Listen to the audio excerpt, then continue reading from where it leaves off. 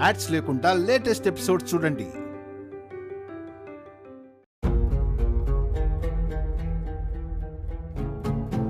అక్కడికేదో నీ ఫ్యామిలీకి నీ సొంత మనిషికి కష్టం వచ్చినట్టు అంత feel అయిపోతున్నావు.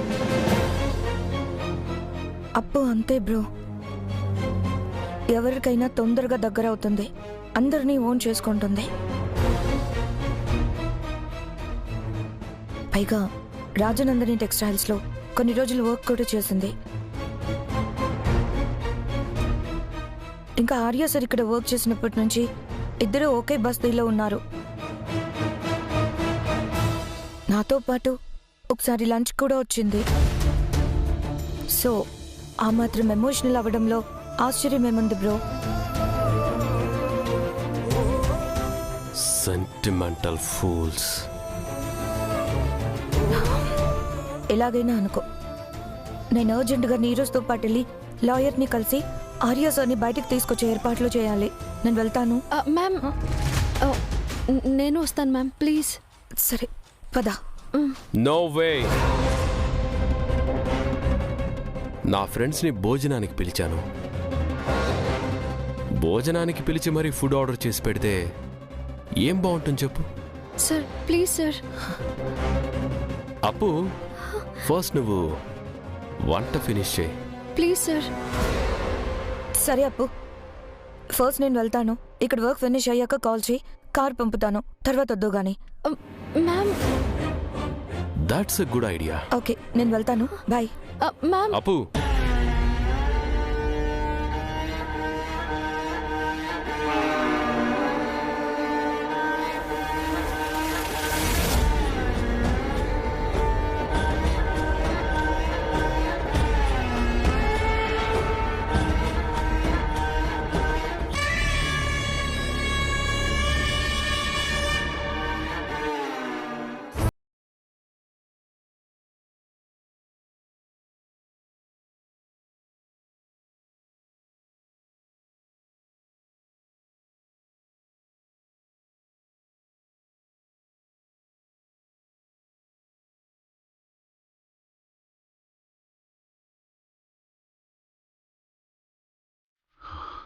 I'm sorry Anu.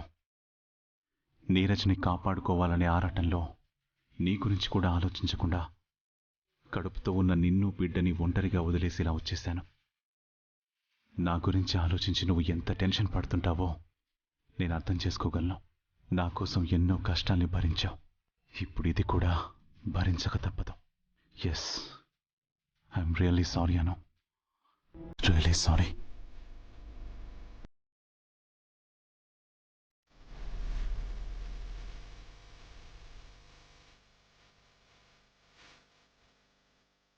Excuse me sir, మీకు ఫోన్. ఎవరు? ముందు మీరు మాట్లాడండి.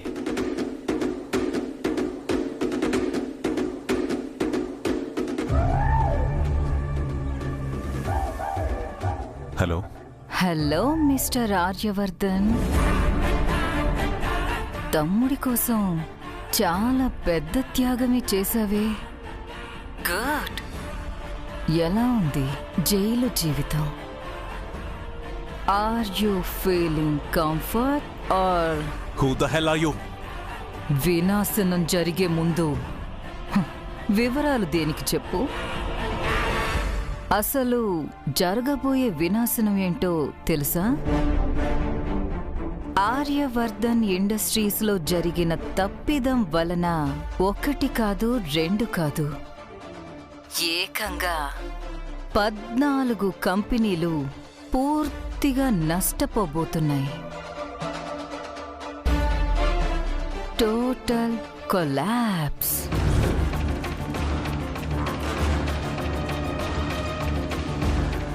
హే, ఎందుకు ఇలా చేస్తున్నావు? నీకేం కావాలి? నాకు కావాల్సింది నేను అడిగి తీసుకోను, పోరాడి ఓడించి గెలుచుకుంటాను. Bye. Hello. Hello. Excuse me. Hello. Phone.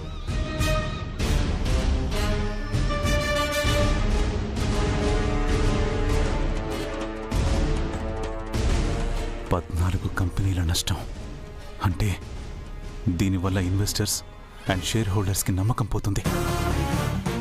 Company shares పడిపోతాయి. ఫైనల్గా కంపెనీ నో నో నో అలా జరగకూడదు. కంపెనీని దాన్ని నమ్ముకుని బ్రతుకుతున్న వేల మంది ఉద్యోగుల్ని కాపాడుకోవాలి. ఎస్, ఎలా? వినాశనం జరిగే ముందు వివరాలు దేనికి చెప్పు.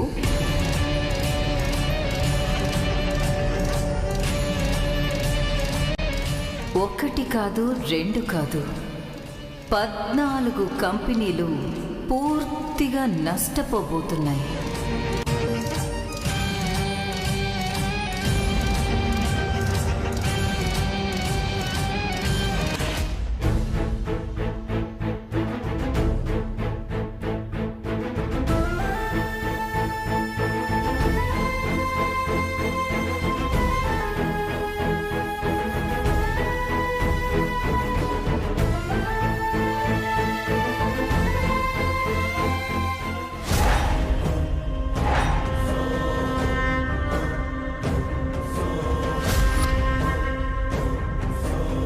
మిమ్మల్ని చాలా మిస్ అవుతున్నాను సార్. వెంటనే మిమ్మల్ని చూడాలని ఉంది. ఈయనేమో కావాలని వంట చేయమని చెప్పారు.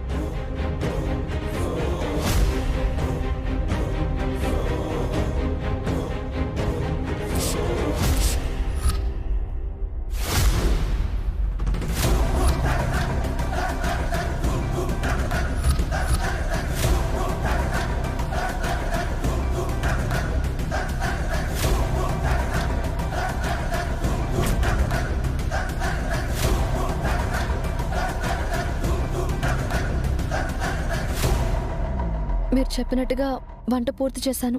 ఇక నేను వెళ్తాను. స్టే.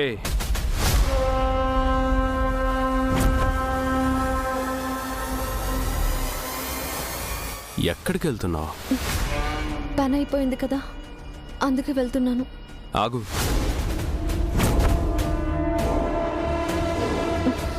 ఏంటో చెప్పండి.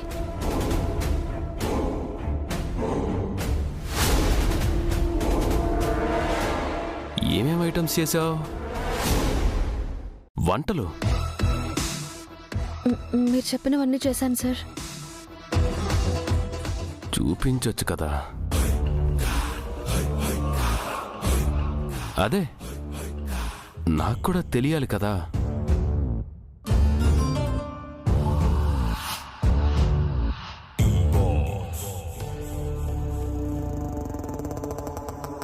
సాంబార్. సాంబార్ ఏంటి? ఏదో తేడా స్మెల్ కొడుతుంది. అదేం లేదు సార్, బానే ఉంటుంది. ఒకసారి చూసి చెప్పు. స్మెల్ చూసి చెప్పు.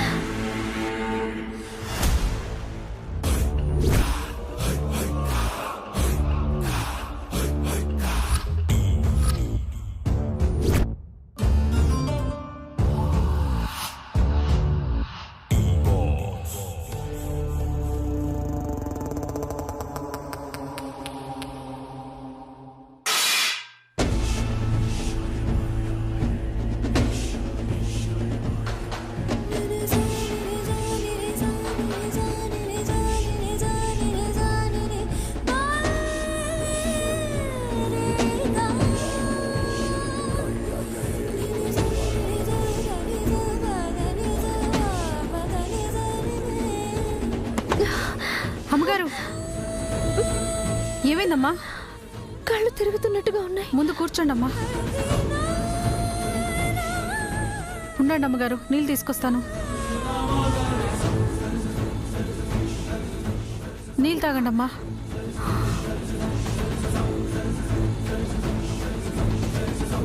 అసలు ఏమైందమ్మా? సాంబార్ స్మెల్ చూసేంత వరకు బాగానే గుర్తుంది. ఆ తర్వాత ఆ తర్వాత ఏమైందమ్మా?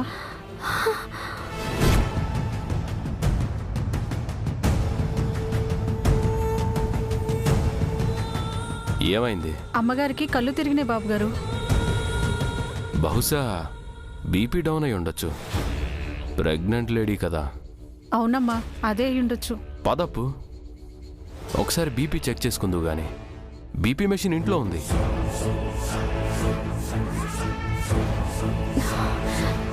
పర్వాలేదు, నేను బయలుదేరుతాను. నువ్వు వెళ్ళి బీపీ మెషిన్ తీసుకొనిరా. అలాగే బాబు గారు.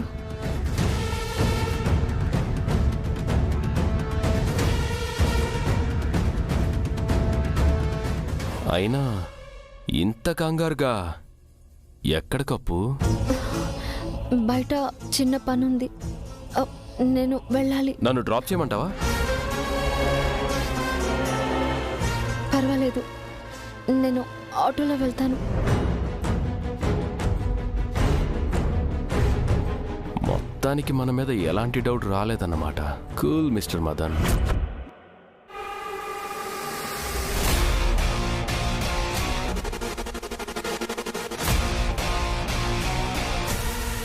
రండి సార్. ఎక్కడికి? మిమ్మల్ని వేరే స్టేషన్కి షిఫ్ట్ చేయడానికి. రండి. Hello, excuse me. మీరు ఇక్కడ నుంచి నన్ను కోర్టు కదా తీసుకెళ్ళాలి.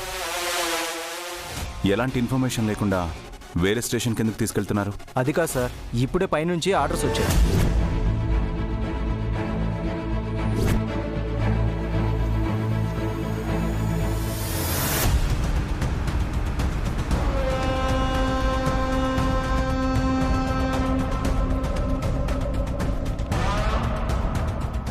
చెప్పండి, ఎక్కడికి తీసుకెళ్తున్నారు? చెప్తున్నాం కదా సార్, మిమ్మల్ని వేరే స్టేషన్కి తీసుకెళ్ళాలి. ప్లీజ్ కోఆపరేట్ చేయండి సార్. నేను కోర్టుకు హాజరవుతాను కానీ వేరే స్టేషన్కి రాను. అదే సార్, ఇక్కడ నుంచి షిఫ్ట్ చేశాక అక్కడి నుంచి డైరెక్ట్గా కోర్టుకే తీసుకెళ్తాము. ఈ టైంలో కోర్టుకు తీసుకెళ్ళవేంటి?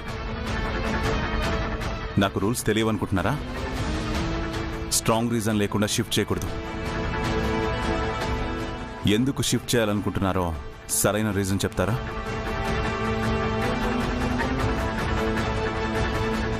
Let me know why are you shifting me? Sir అది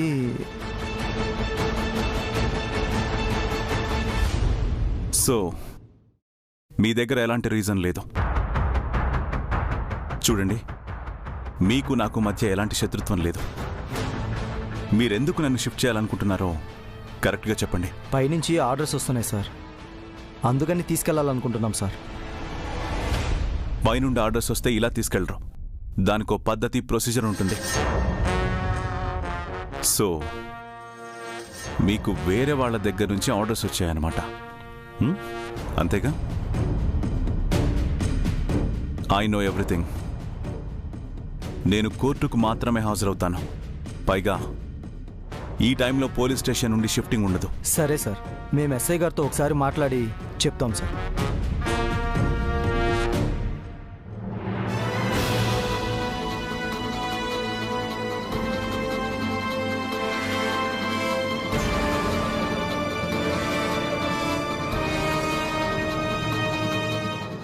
సార్.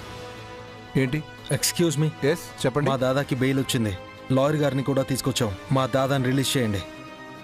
నమస్తే సాయి గారు. నమస్తే. ఐపీసీ సెక్షన్ 337 ప్రకారం ఆర్యవర్ధన్ గారికి బెయిల్ వచ్చింది. ఆయన గారిని బయటికి పంపించండి. మీరు అనవసరంగా వచ్చారు. ఇది నాన్ బెయిలబుల్ కేసు. డైరెక్ట్గా కోర్టులో హాజరు కావాల్సిందే. What are you talking? ఏం చేయమంటారు సార్? ఈ కేసు అలాంటిది. కోర్టులో నిర్దోషి అని తేలితే తప్ప బయటికి పంపించడం కుదరదు. నిజంగా తప్పు చేస్తుంటే శిక్ష పడక తప్పదు. ప్లీజ్ ఎస్ఐ గారు, అంత పని చేయకండి. ఆయన చాలా మంచి వ్యక్తి.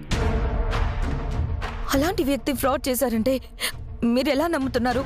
ఒక్కసారి ఆలోచించండి. అమ్మా, ఇక్కడ సొంత నిర్ణయాలు తీసుకోవడం కాదు, రూల్స్ని బట్టి మనం నడుచుకోవాలి. అది కాదు ఎస్ఐ గారు. ప్లీజ్ అమ్మా, మీరు చెప్పినట్టు వింటే మా ఉద్యోగాలు పోతాయి. దయచేసి మీరు ఇక్కడి నుంచి వెళ్ళిపోండి. మా డ్యూటీ మమ్మల్ని చేసుకునివ్వండి. ఇప్పుడే ఆయన వేరే స్టేషన్కి షిఫ్ట్ చేస్తున్నాం.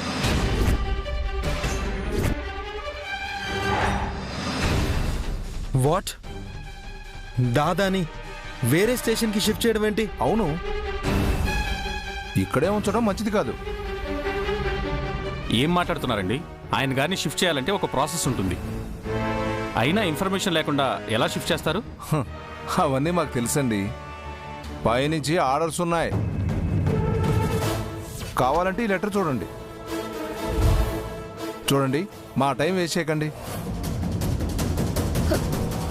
సరే ఇన్స్పెక్టర్ గారు, ఆయన ఒకసారి కలవచ్చా?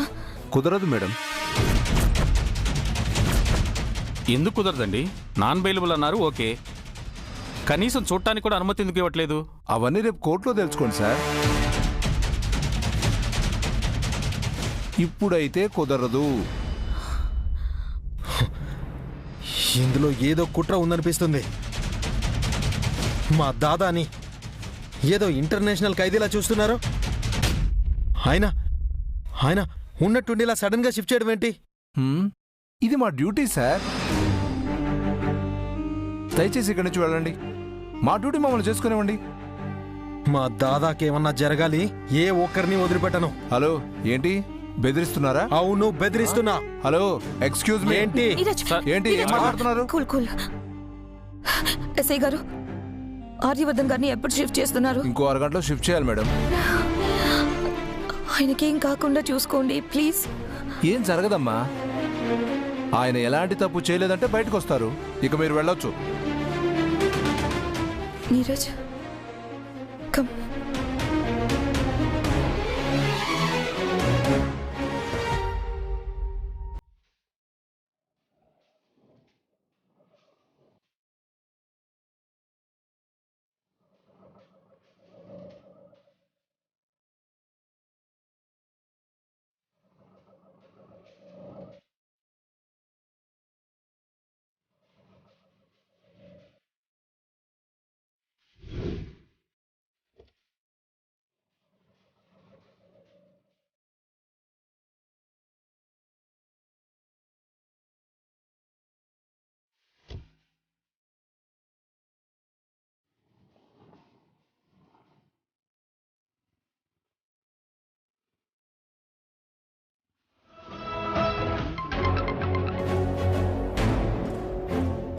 షిఫ్ట్ చేశారా? లేదు మేడం, రూల్స్ మాట్లాడుతున్నాడు మేడం. అతనికి తెలిసినన్ని రూల్స్ మాకు కూడా తెలియదు. You know madam, he's business magnate. అతను తలుచుకుంటే మా ఉద్యోగాలు ఉండవు మేడం. షటప్. ఏంట్రా నువ్వు అంత డబ్బు తీసుకుని పిరికోళ్ళ మాట్లాడుతున్నావు? ఏదో ఒకటి చేసి వాడిని నేను చెప్పిన చోటుకు తీసుకురా. కావాలంటే ఇంకా డబ్బు పారేస్తాను. ట్రై చేస్తాను మేడం. ట్రై చేయటం పక్కన పెట్టు. నీ కూతురు చదువుతుంది జీ మోడల్ స్కూల్లో కదా? అవును మేడం. రేపటి నుంచి నీకు కొడుకు మాత్రమే ఉంటాడు, కూతురు ఉండదు. మేడం మేడం అంత పని చేయకండి మేడం. మీరు చెప్పినట్టే చేస్తాను మేడం. నేను చెప్పిన ప్లేస్ కి షిఫ్ట్ చేయకపోతే ఆ ప్లేస్ లో నీ కూతురు ఉంటుంది. తర్వాత ఏం జరుగుతుందో నీకు తెలుసు కదా? తెలుసు మేడం. నువ్విప్పుడు షిఫ్ట్ చేస్తే నైట్ 12 గంటలకి తోట్లుగా వాడి గుండెల్లోకి బుల్లెట్స్ దింపుతాను. ఆర్యవర్ధన్ కోసం నేను ఎంతగా వెయిట్ చేస్తున్నానో నా కన్ను కూడా అంతే కసిగా వెయిట్ చేస్తుంది. దాన్ని డిసప్పాయింట్ చేయకు. అలాగే మేడం.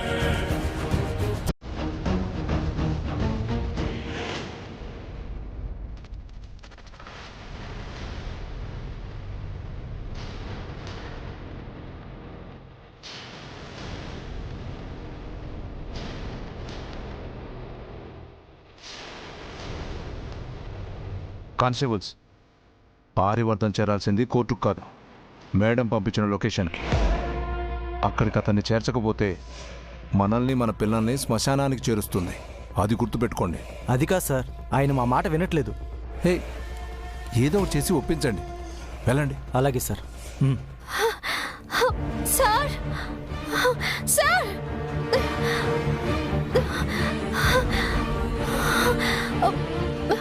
సార్ సార్ సార్ ఏమైందమ్మా? ఏదైనా కంప్లైంట్ ఇవ్వాలా?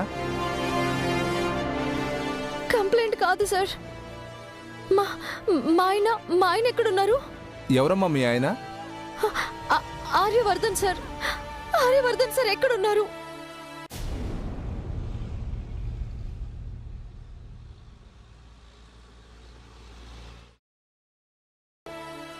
ఏంటి, నువ్వు ఆర్యవర్ధన్ గారి వైఫా? అవును అవును సార్. ఏంటమ్మా మీరు ఇంతమంది వస్తున్నారు?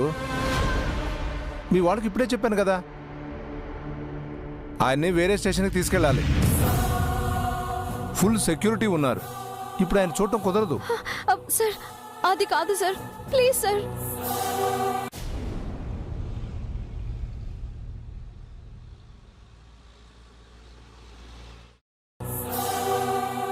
నేను ఆయన భార్యను అడుగుతున్నాను.